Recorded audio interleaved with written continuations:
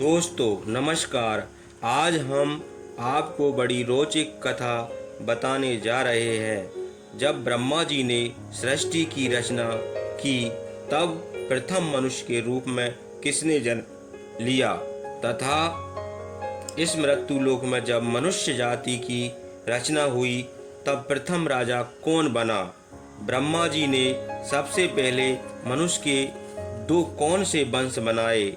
इन सब बातों को जानने के लिए हमारे चैनल रामायण जय करीला धाम को सब्सक्राइब कर लीजिए और वीडियो लाइक कीजिए, अंत तक देखिए। जी हाँ, वीडियो छोटी है लेकिन हम आपको सतयुग के बारे में बताने जा रहे हैं।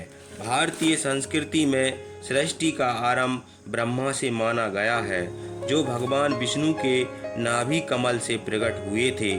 इसलिए ब्रह्मा जी को पितामह अर्थात सारी सृष्टि का दादाजी माना गया है।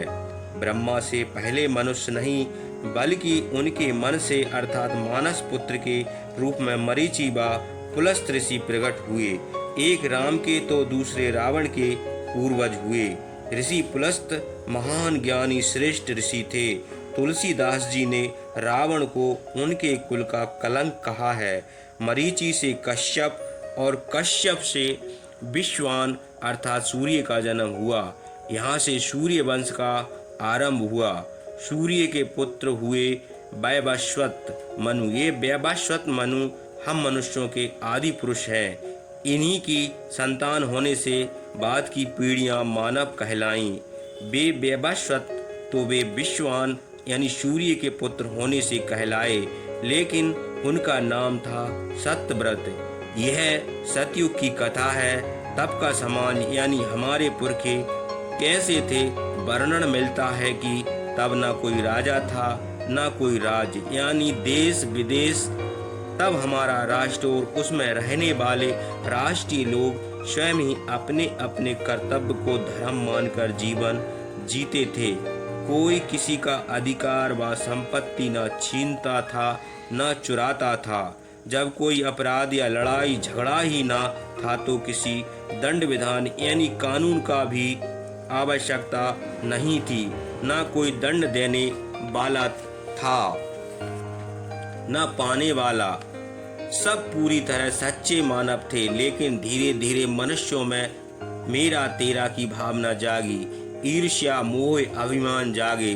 क्रोध जन्मा, लोभ जागने लगा। तब समझदार लोगों को लगा कि हमें एक राजा की आवश्यकता है जो हमारे आपसी विवादों को सुलझा सके, हमें समझा सके। तब वे पितामह के पास गए।